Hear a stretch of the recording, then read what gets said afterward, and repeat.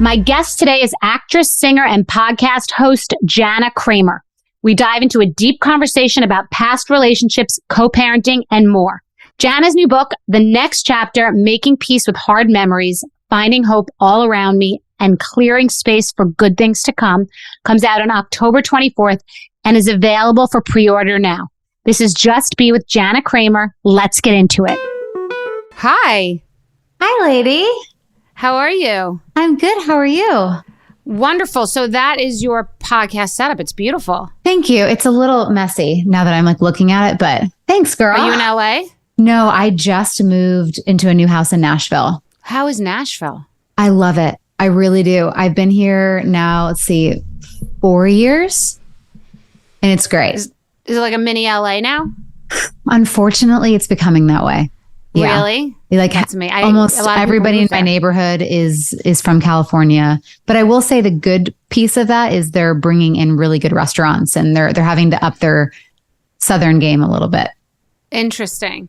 So, okay. So the first interaction besides Friday Night Lights that I've had with you was, I think I commented on something on a post and you commented back. I'm like, oh, we're friends now. I remember or then you followed me or I followed you. And that was a couple of years ago. It was surrounding Jay Cutler. And I don't know what I commented, but there was a interaction that we had and you were on my radar.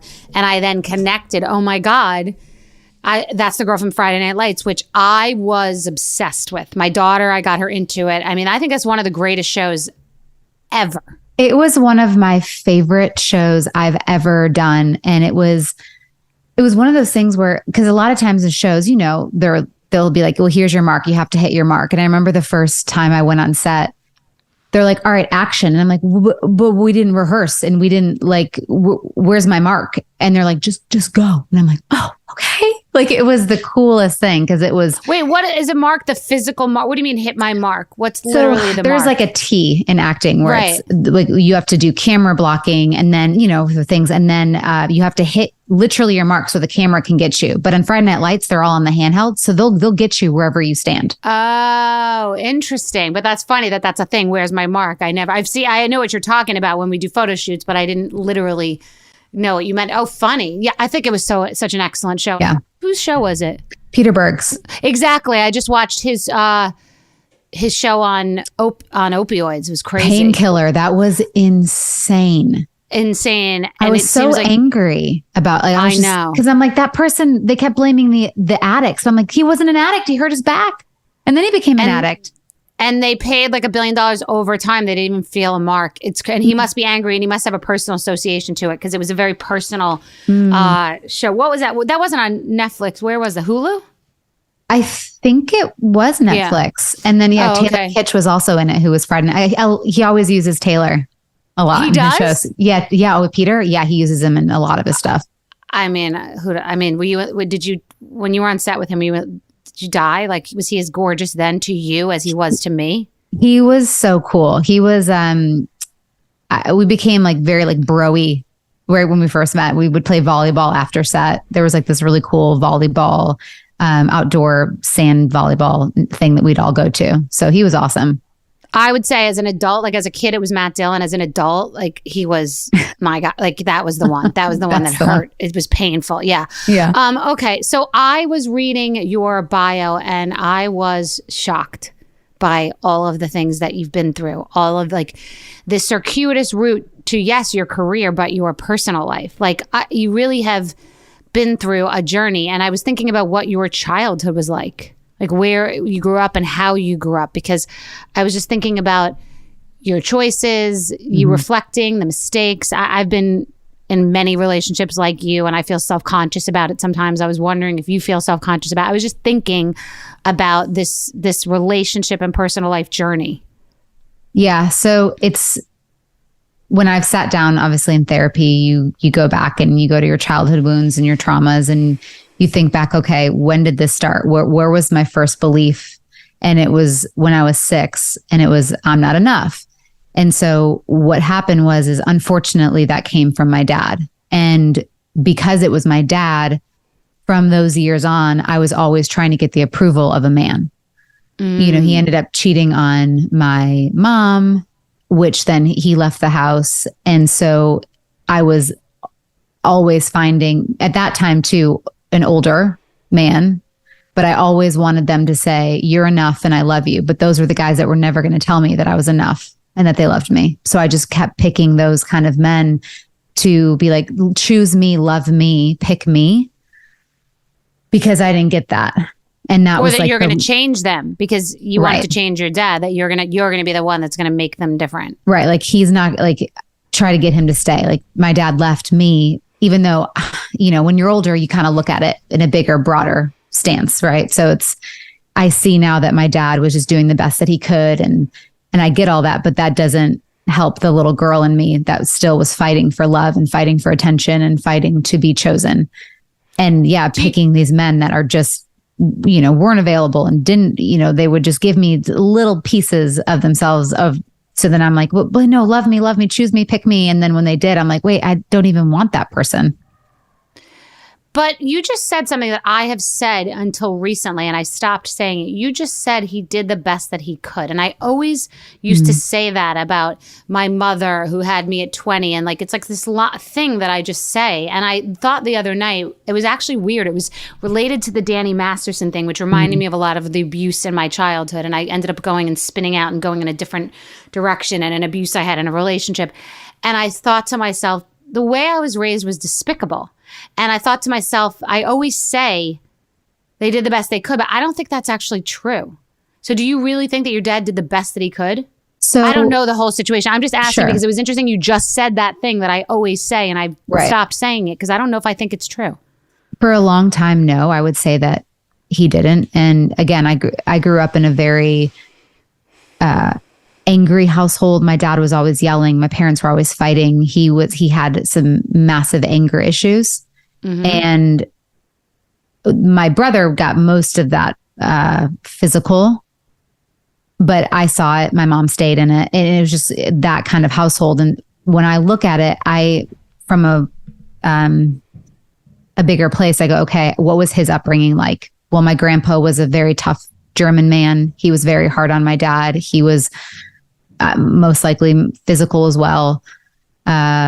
And I think back then, like our generation, like we know boundaries and we go to therapy. And I don't think that, yes, I know therapy was available then, but I think as a man back then in that day, that would have been, yes, would I have loved for him to go to therapy? Sure. But I do believe he was doing the best that he could because I don't think therapy was a very acceptable thing back then. Yeah, there wasn't also quote unquote the conversation in society. There wasn't a conversation about people weren't indulging themselves by thinking about what they're doing right and what they're doing wrong. It was called smoke a cigarette while you're pregnant, open the door, let the kids out the back and pray for the best. Yeah, pretty much. Yeah. So I get that. I get that. It's just funny because I say that I just think it's an interesting thing to think about if people are doing the best that they can. But people weren't self-aware or reflecting. It just wasn't, like I said, the conversation. Right. And for so long, all my 20s, I just blamed him for every problem I had. I'm like, well, you're the reason that I pick cheaters. Yeah. You're the reason I pick abusers. You're the reason I do this. And his head spinning because, again, I think, and my dad and I just had this conversation because we're good now. He's so anxiously attached and he's like trying to make up for lost time. And I'm like, Dad, you just he's like, what's anxious attachment? And I'm like, you got to let me breathe for a second. Like, stop asking me about my middle school boyfriend. I have no idea what happened to him. He's just trying so hard. He wants to be evolved and do the cram course to being evolved. Yeah. And it's just like, we can sit here and we are okay, and he can do it with your kids. Yes. I accept him. And that's the thing. Like I loved my grandpa, his dad. So I'm like, I want my kids to have a relationship with their grandpa. And, does my mom do it perfectly every day? No. But I have my own boundaries around my parents now. And I just kind of accept them for who they are because I can't change them at this stage. And I don't see them going to therapy. So it's like, I either have them in my life, in my kid's life, or I hold on to stuff. And I just don't want to hold on to anything that it feels more weighted in today's already weighted world. And I think the dynamic of you controlling the boundaries with kids is a really interesting thing. It kind of gives you power, gives us power with our parents, the people that raised us, the things that they thought were okay for them to say and do with us, that we will create the boundaries, that it's not acceptable and that will not be discussed in this house in front of my kid because this is my path, you know? Oh, for sure. Like my mom and I got into one thing one time because she said she was going to bake cookies with my daughter and stay for a certain amount of time. Well, she ended up leaving early. And that was a huge trigger for me. I was like, you can lie to me or not tell me or change plans, but you don't get to do that to my daughter. Like she doesn't get to feel that disappointment. Like, cause now she's going to feel, what did I do wrong for Nana to leave early? Interesting. Right. So I was like, but you've done that a million times. Right. You've just changed your plan and whatever, but it affects. No, people. I mean, you yourself have experienced that with your mom a million times. Yes, exactly. And I'm like, it's affected me. You don't get to have that affect my daughter. So from now on, we don't say how long you're here because you might change your mind. And that's okay if you change your mind, but you don't get to tell her how long you're here. Fascinating. Wow. So you have 3 kids now. So I've got my almost 8-year-old daughter, almost 5-year-old son, and then my fiance and are expecting we're due in November. So how is the co-parenting, the blending? What's the dynamic, like the back and forth? How's that working for you now? Sounds like a lot with being pregnant and having a new marriage. It was, the first 2 years post-divorce were really, I'll say like the first year was really tough parenting with him because I was still taking all the baggage and toxicity that we had and the anger and the resentment. And every time we'd talk, like every time I'd see his phone come up, he was labeled not healthy on my phone or it would be changed to a-hole one day or just, I was just so angry. And then we kind of joked one time. I go, hey, you got your name back on my phone. You're just Mike now, Mike C on my phone. But what we've come to now in this past year is realizing that we have a new relationship now. So we have our past, our old marriage that was not great, but we have to leave that away. And this is now our new relationship. And how does that look? And we have to leave the resentments and all the stuff behind. We might still get triggered, and we both still do, because I'll say something or he'll say something and that might trigger something from our past. But we are now trying to create this new relationship and seeing what that looks like. And we've done a really good job so far. And I'm proud of how far we've come, considering all the crap that we went through together. That's really healthy, and it's early in the game. I mean, I have to say, he was doing the best that he could, because it sounds like pretty evolved for what I've read about. What I read about today, I was like, wow, you've been through a lot of abuse, a lot of, mental torture, and that sounds really healthy and really amazing. That's the ultimate goal. Well, the thing is like, I love my kids more than I hate my ex. And I know people have said that before, but that is the biggest thing that I always remember. I love my kids more than I hate my ex. And I'm like, I don't want him to take my joy. I don't want him to steal the beautiful things that are happening right in our life. I want us to be able to be in the same room, because I remember my parents couldn't be in the same room and I hated that. It gave me anxiety and I didn't like it. So I would love for the fact that, last year I invited him for the first time to a birthday party. I'm like, would you like to come? Because I'm like, I think it'd be good for the kids. I can set my own stuff aside for our children. And I think that seed planted, and it just is now kind of growing that. There's more things that we're doing together as a family.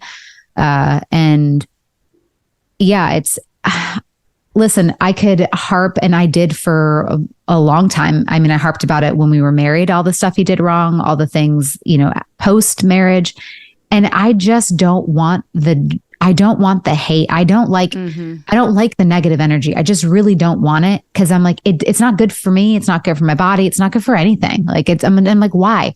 Like, okay, he did what he did. I did what I did. Now can we just please be happy? And I would love for him to be happy and move on. And so they say holding on to anger is like drinking poison and hoping the other person does. Yeah. Because I've seen people, I know people that are in that terrible divorce, and they hate each other, and they have to drop off in, parking lots, and that's what works for them. But I'm like, I just don't want that energy. I can't, I physically don't want to hold that much hatred for someone. It's the worst thing. I've done it for over a decade. It's a very bad thing. Two people have to be willing to, be that evolved. And it sounds like your ex is evolving as a person, which is amazing. But the thing is like, I could hate him for everything he's done for the rest of my life. And I have every reason to hate him forever. But like, why would I want to hold on to that? Like, what is the purpose? Yeah, I'm just remembering you went on Red Table Talk and you talked about being cheated on. I think it was 13 times. Like, that was the first time, you know, like. I forgot that was even you. Like, I remember the story, if that makes any sense. I remember the story and it was Red Table Talk, but it was probably in like the background in my periphery. And like today I was reading, I'm like, oh my God, that was her. Mm-hmm. What the hell? Like, you know, it's interesting. It is about people that we choose. Like, it really is, because I had, like I said, I had a very, very abusive childhood and have seen everything, but I've always, I think, been proactive about how to choose, because I don't think I could have never handled that. I don't know how you handle that. And even once, many people would leave, but like, you definitely didn't think you deserved better. No, I like, that's the thing. Like, and I've had this realization. It was about, I don't know, a couple weeks ago. Someone, you know, people asked me about my fiance and they're like, what's different? And I said, he just respects me so much. And I stopped in my tracks going, oh, because for the first time, I actually am demanding respect. Like, I actually believe that I deserve respect, because when my ex cheated on me when we were just dating, I'm like, it's okay. We all make mistakes. I'm like, no, you know what I mean? Like, if someone were to cheat now, I'd be like, bye. I'm sorry you don't see the worth in what we have. And, you know, but I know my worth now. And I'm just like, I would never, because now I know that I deserve respect. I deserve to be with someone that chooses me and wants me and loves me and all those things. But I didn't think that the last 30 years. So what do you say to women who are attracted to what they say is the bad boy, or the person who's cheated or cheated once, or they want to forgive? Like, is somebody always a cheater? Like, what is your advice to those people? For me, it's what's the message that you're carrying around that thinks that you deserve to be with someone like that? Because when I was going through my healing work at this retreat center, I didn't realize how much shame I was carrying, all the messages that I've been told to, that I've been told from other people that I carried and wore. So I'm not enough. I deserve abuse. You know, I'm not this, that, or the other. And so I just constantly kept picking that. So I think and people might be like, no, I deserve this, that, and the other. I really don't think someone would stay with someone if they didn't have something in themselves that said something opposite, if that makes sense. Well, you're right. Because I wrote never settle for less than what you deserve, but many people subconsciously think that's what they deserve. So they're not really, the baseline has to be, this is what I deserve. I'm establishing that and I won't accept less than that. Even in business, in anything. I mean, you don't want to be degraded in any kind of way, you know, and it's very powerful when someone speaks to you a certain way and you say, I'm uncomfortable with the way you're speaking to me. I don't accept that. It leads into every moment of a day, not just in the macro person, the way they're cheating on you, the way they're treating you, the way they're canceling on you, the way they're, you know, just energetic also. It's with family members too, like to just not accept less than what you deserve and to make sure that the bar for what you deserve is high. Yeah. And to give yourself, it's hard. I mean, how many years have you been spoken this certain message that you've believed about yourself? So you have to now think, like, I still have days where I struggle with this season that I'm in right now. My work is, I don't know if I deserve the goodness, because I've never, like, when's the next shoe dropping? When is it feels uncomfortable. Bad? You're not. Yeah. That's how it feels uncomfortable, and also it can be boring. If you're used to having a roller coaster life, it can be boring, and a relationship, when it really settles into just being good and solid, can be boring, and it's weird. If you grew up like I grew up with action and gambling and alcohol and drugs and cheating and beating and cops coming, and so. It's something you have to intervene in your own life to just accept, like, I deserve peace. Yeah. Yeah. And calm, but it can be safety. Yeah. And it's weird. Yeah. It's like, is a hurricane coming? Where's the I know. I kept saying, I must be dying, because I met an amazing man. I've, you know, moving into a beautiful house. I'm like, I have something, you know what I mean? Right. Like, my death wish is coming. I don't know. Like, so it feels weird. Yeah. Do you think of yourself more as a country music singer or as an actress, like, or equally both? Like, what is your... I would say actress. That's what it started in, because One Tree Hill was kind of what led me into country music. And now I just do music for fun and just kind of a therapy tool, and just to kind of keep things spinning. And I do like writing and singing, but acting is my number one. I'd love to get back on a show that runs for years and years. That's the dream. That's the dream because it's consistent and solid. It's like, you just know. I'm very much like, I want to provide for my family. So I keep telling, where most actors don't think it procedural is you creative enough. I'm like, get me on a procedural that runs for 20 years. Like I need to provide for my children. I'd like a steady job, so. I get that. That's why Kelly Ripa wanted to do the show. Yeah. She wanted to just know that every day she knew where she was going to be. And what part does religion play in your life? That's a tough piece because again, I've always gone to, I grew up not we said grace, but it was something that was recited. I don't even know God is good, God is great. Let's thank him for our food. That was it. Like nothing was taken to heart with it. We didn't go to church besides like once a year. And for me, I always went to, why would I pray to a father when a father leaves? So that was my big thing. I was like, he's just going to abandon me. He's just going to leave. I'm probably not good enough for him anyways, or I've messed up here.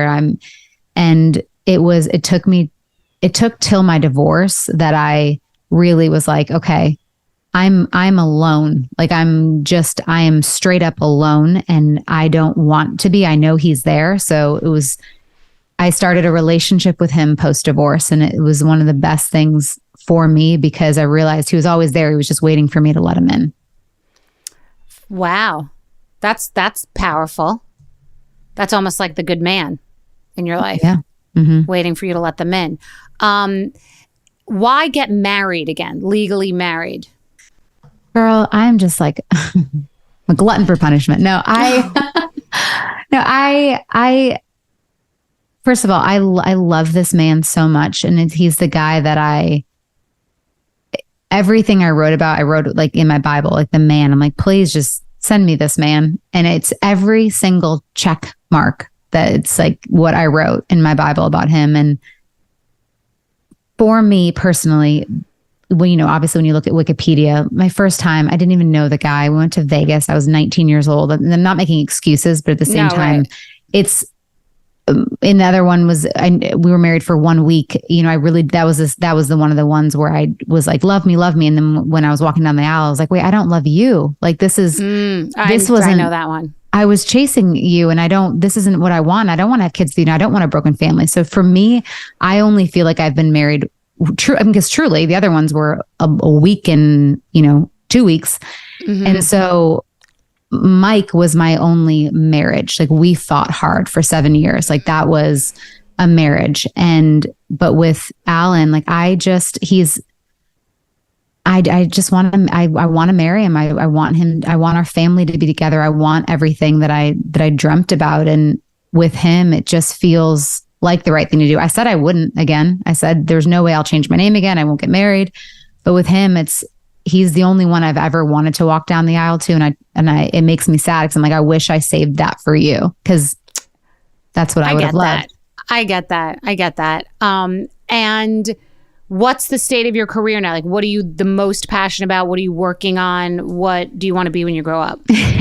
Well, almost 40. So what I want is, obviously I want this baby to come out healthy and enjoy the holidays with the baby. And then next year, I would just love to be able again to just get on a show and support my children and, be a working mom, but be the best mom that I can be as well. So be on a show. And then, I have the book coming out in October, the next chapter, and be able to just do everything that I love. I always say people always put me in a box. Well, I was the one putting myself in a box. So now I'm like, I want to do it all. I want to, I love doing my Wind Down podcast. I like writing. I like singing. I like acting. So it's just putting and Xing the things off that are weighing me down.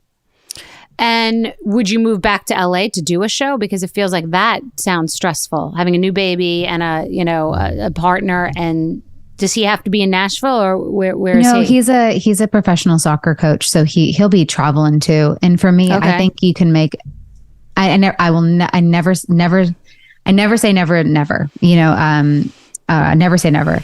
And so if it takes me somewhere, amazing. That just means a new experience for the family. So he's open. Good with that. Yeah. And yeah, cause he'll be traveling too. So I invested in the women's soccer league, the Bay City one. And yeah, Sheryl Sandberg just joined on several months back, and it's a big it's a big world, this women in soccer. Yeah. There's a lot of stuff around them. But yeah, if you guys need a coach, Alan Russell, he's a good one. All right, nice. What about, well, are your kids into soccer? Yeah, they love it. And he's okay. So sweet helping them. So what about the leggings a pregnant thing? Like I read that you can't live without your leggings. I know it sounds like a superficial question, but I have leggings and I'll wear them once in a while, but I'm not a leggings person because I feel like they trap me. So I want to understand. And the only ones that didn't were Beyond leggings because they're soft and they breathe. Beyond Yoga. These are the Beyond Yoga ones. Oh, Jody Goober owns the company. I used to be friends with her. Yeah, so these are the only ones that I'll wear is Beyond Yoga. And that's what these are. Because they're just so comfortable. Yeah, because they breathe they're soft and they're comfy. And I like the over the bump too. So I know you can't see because I'm wearing black, but I'm working out right after this, which is also why I'm in leggings. But it's a little chilly today in Nashville. But I mean, I have got a couple pairs, but yeah, I'm not like... I like sweatshirts. I do like to be cozy. Yeah. I like the whole match. You've been exercising the whole pregnancy? How is your pregnancy? Yeah, I've been working out and it's fine. You know, girl, I'm just older. So everything's a little harder, you know, and everything's just the gravity and the veins down there. I'm like, babe, don't look past the belly button. Like, it's just like, I don't like it. So will he be in the room? Oh, 1,000,000%. He's like my anxiety blanket. He's so good with me because I go to, oh my gosh, I don't like to not feel my legs for the epidural. So, but we're already working on our breathing. Like he's the best. But he'll be up there, not down there. Oh, up. He's not going to be down there. Yeah. Because I'm having the C-section. So. Oh, okay. I had one too. Yeah. And then, where were you a waitress? That's the weirdest last question, but I want to know where you were a waitress. Girlfriend, where wasn't I a waitress? So Tell me the places. I started at Greek Island, and then I went to TGI Fridays, and then I went to Macaroni Grill, and then I went to Joe's Crab Shack because I wanted to dance, and I thought it was cute because they do all the dance things. And then I was a waitress at the Times Square when I was 18, and then I was a waitress at the Grove at the Wood Ranch Grill, which is now closed in LA. I stole toilet paper from there because I didn't have any money. Was it bad quality?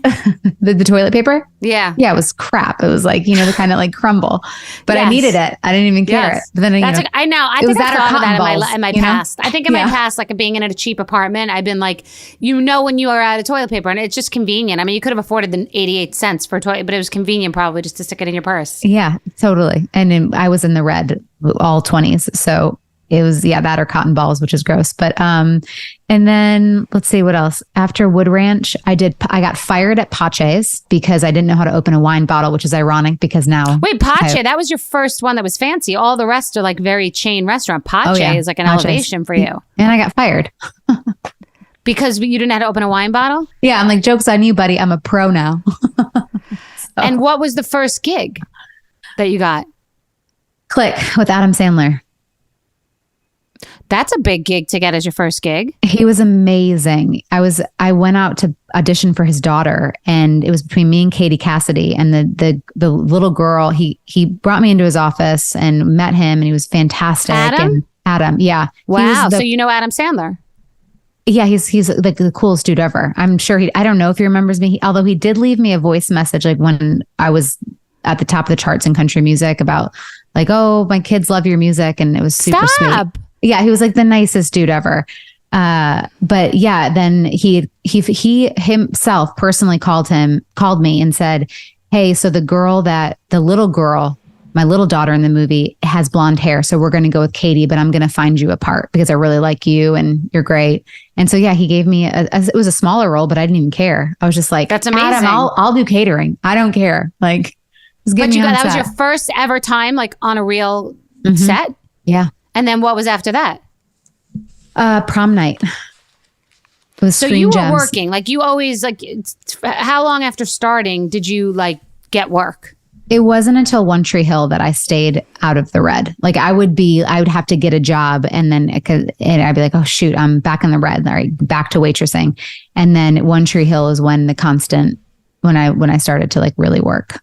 Yeah, I used to be a PA on Saved by the Bell, and I met Leah Remini, and I thought she was rich because she was on a couple of guest episodes on Saved by the Bell. And I'll never forget, I feel like we were eating in her car. For some reason, that's like really resonating. And I feel like I thought she was rich. And she said, well, if like eating tacos in the back of your car is rich or something. I just will never forget like having an interaction with her because I thought if you were on camera, you were rich. Yeah, no.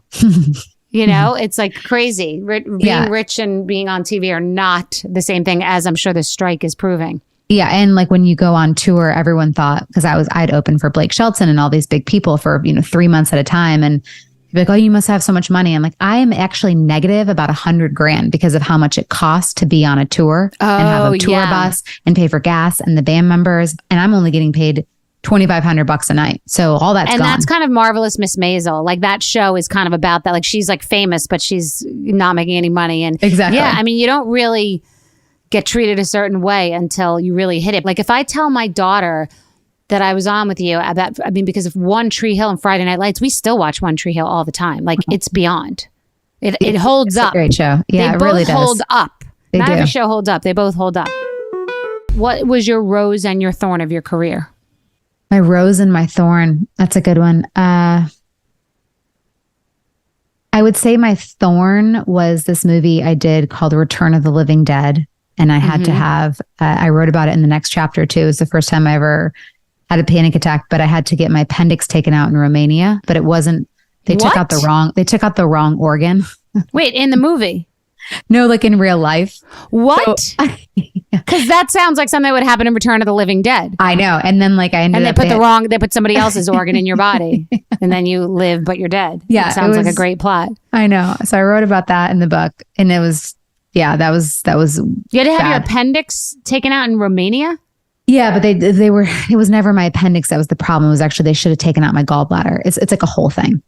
Jesus Christ. Was it serious? It sounds pretty serious. It sounds like those are two important parts of the body. You really don't need either, but I'm also like, well, why did God give them to us then if we didn't need it? But it's fine. So what do you have now in the body?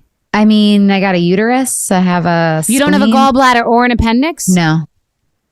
I'm fascinated. I didn't know. Yeah, they sound important. When you say them, the names, they sound important. They're like big words. Wow. Okay. So you're without those. You put them in your dating profile. No, I'm done, Bethenny. I'm done. This is it. Yeah, for me, but okay? back in the day, mine said I only saw the small stuff. Yours says girl without an appendix Two or organs. a gallbladder. Yeah, wow. Yes, that's hysterical. I mean, it's not hysterical, but that's hysterical. You know what? I'm not even trying to be super publicity with this one or trying to promote it, but I would say I'm just so proud of the book that I'm about to put out because everything that I feel like I've been through, it's I'm proud that I never thought I could write my own book. And it was very much, my editors were like, you should get a ghostwriter. And I'm like, I need to write this myself. And that was something that I'm just really proud of. So that you should be. That's another Kelly Ripa thing. She wrote her whole book herself. I found that to be extremely impressive. Like it's something that requires help and you did it yourself. Yeah. I think it was because my ex, when we wrote our first book, he had said, well, you can't write, you talk like you type. And I'm like, well, I do. And that's what makes it like me, and people would really meaning you write like you talk, like the words on the page. Not perfectly formed, but I had to prove it to myself that I could do it, and that's just kind of always been my personality too. But how long did it take? A long time. No, it took it like 2 years. That sounds about right, though. I mean, it's not that easy to write a book. Yeah. A year to write it, a year to edit it. But I also will say it was because I went back. I was very angry when I started it. And then I went back and I go, I don't need to put that story in there. I don't need to put that in there. I don't need to put that in there. That's interesting. So I went back and I edited it because I just was like, it's the father of my kids. I don't need to be telling these kind of stories. That's our past. That's so interesting. Yeah. Not everything needs to be said. I burned a whole book in the barbecue and started over when I did A Place of Yes. Yeah. Because it's just like, what is the point with that? And it's, at the end of the day, it's not about, none of these books are about any of my exes. Like I've got this one ex-boyfriend that's trying to be like, oh, she's talking about me in the book. And I'm like, buddy, the book is not about you. It has nothing to do. You might have a little blip in but it has nothing to do with you. It has everything to do about me and like the choices that I made and the missteps and whatever. So you can try to get your PR, but like, no, like don't flatter yourself. It's not a Taylor Swift song. No. And then what is your parenting style? This is where I struggle. And I actually just had therapy about this because sometimes I feel like I'm a little too hard. I didn't have the parent that pushed me to be the best version of myself. Like if I didn't want to take my SATs or my ACTs, or if I was a C average student, they'd be like, great job. So I never really was pushed. And so I think now I'm on the other pendulum swing of that, being like, work harder. And, you know, so I'm trying to find a balance right now of being, of not being too hard. But I'm also very loving and all those things. But I see the potential in my children, and I just want them to have all the opportunities. Are you strict? I definitely discipline. Like they're not kids that, you know, every time we go to the store, they get a toy, or if it's something that I will take something away. Like I do. Likewise. I despise, and this is the biggest fight to this day that my ex and I get into. I hate technology. I don't like iPads. I don't want them to have phones. I don't want any of it. I think it's bad for their little brains. I agree. Oh, I know. And I'm like, they go to his house and they're watching it for 6 hours. And I'm like, this is not okay. And she's not a tech kid, my kid. She has obviously a phone and she's on it, but there are some kids that are literally, it's an appendage. And it does work being that way, because later they're just not, it's not a crutch. I know so many kids that it is an appendage. And I think it's such a turnoff. Yeah, I don't like it. I don't like seeing kids. And I know parents have to do what they have to do when they go to restaurants, but I'm not the parent that will ever bring an iPad to dinner. No, I'm like, same. Talk to your kids. Tell the color with them at the table, do something like that. And again, I'm going to get probably so hated up for that, but I don't think you will. But no, people feel judgment, and yes, that's fine.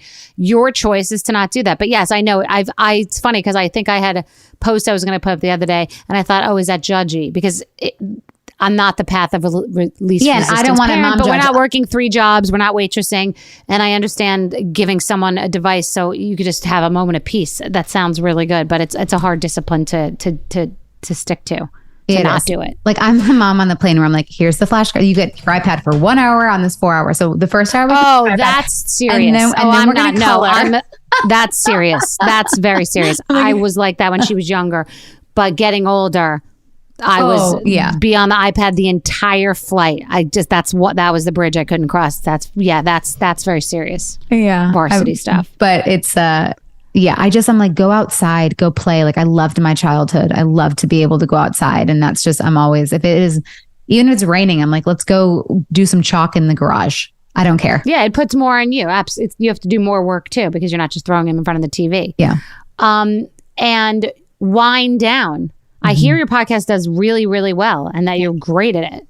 Thank you. It's so fun. It's also it's hard because I still get, it's not as bad, but I still get moments of anxiety when I see a headline. I'm like, that's not exactly what I said, or that's not the context of this. And so good luck. I'm fighting myself to not, I've gotten so much better where I don't feel like I have to defend it anymore, but it still bothers me because I'm like, if you just listen, you'll see that wasn't my intent, or I didn't mean it like that, but that's not an interesting headline. That's my story every single day.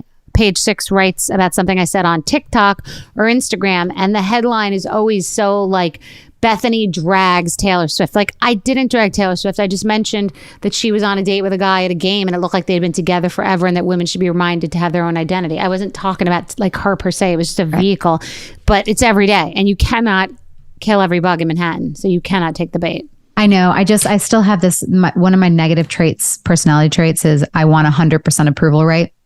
Like, so for the people that go on those Us Weekly things, they're like, oh my God, can she just shut up already? And she's so annoying. And I'm like, but get to know me. We'd be friends. Well, if you try to please everybody, you end up pleasing nobody, and you have to have a point of view, and you have to pick a side and a lane and just do it. And so as I'm nearing 40, I'm giving less crap. When you get to 50, you will give 0. Okay, great. I cannot wait. For sure. I was talking to someone about that yesterday.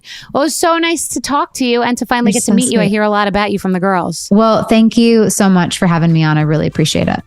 I'm excited. I'm like huge fan. So I was very excited. I'm so grateful. Thank you.